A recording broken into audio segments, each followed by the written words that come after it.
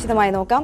ശശി തരൂരും UDFും നേർക്കുനേർ പോരിലേക്ക്. മുസ്ലിം ലീഗ് നേതാവ് കുഞ്ഞാലിക്കുട്ടിയും UDF കൺവീനറും വാർത്താ സമ്മേളനം നടത്തി ശശി തരൂരിനെ വിമർശിച്ചപ്പോൾ താൻ പറഞ്ഞതിൽ എന്താണ് തെറ്റ് എന്ന മറു ചോദ്യവുമായി തരൂരും മാധ്യമങ്ങളെ കണ്ടു.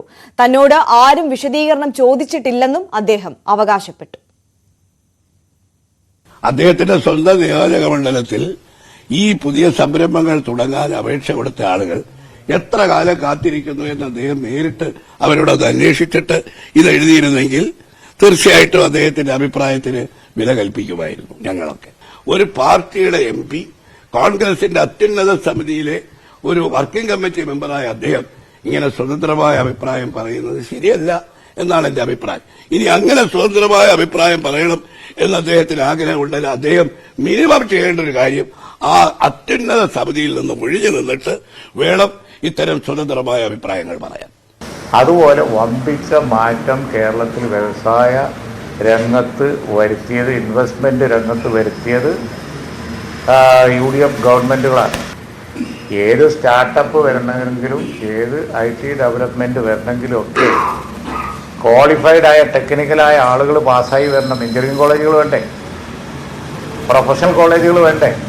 ആ പ്രൊഫഷണൽ കോളേജിനെതിരായി അന്നത്തെ ഇടതുവച്ച സമരം നമുക്ക് ഓർമ്മ ഉണ്ടല്ലോ, രക്തരൂക്ഷിതമായ സമരം. അതിനെ മറികടന്നാണ് വിദ്യാഭ്യാസ രംഗത്ത് ഞങ്ങൾ എഡ്യൂക്കേഷൻ ഓപ്പൺ ചെയ്തത്.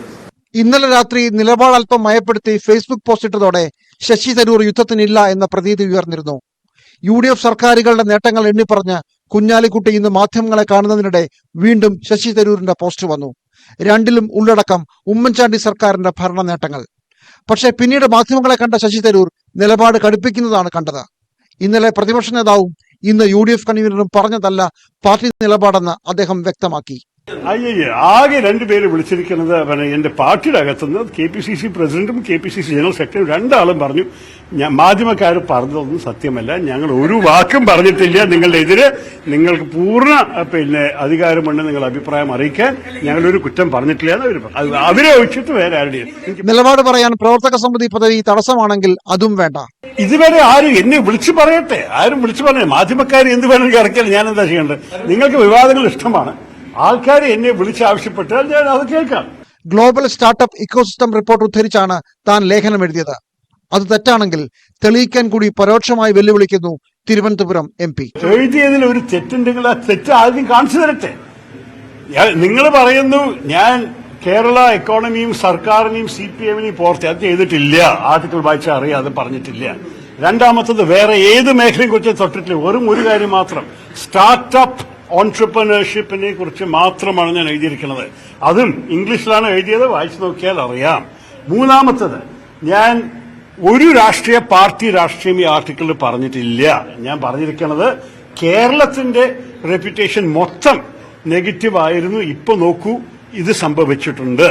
ഇങ്ങനെയുള്ള കാര്യങ്ങൾ മാത്രമാണ് ഞാൻ ചൂണ്ടിക്കാണിച്ചിരിക്കുന്നത്. അത് കേരളത്തിന്റെ വികസനത്തിന് വേണ്ടിയിട്ടാണ്. ഇന്നലെ നിങ്ങളോർക്ക് വന്നപ്പോൾ ഞാൻ എന്താ പറഞ്ഞത്?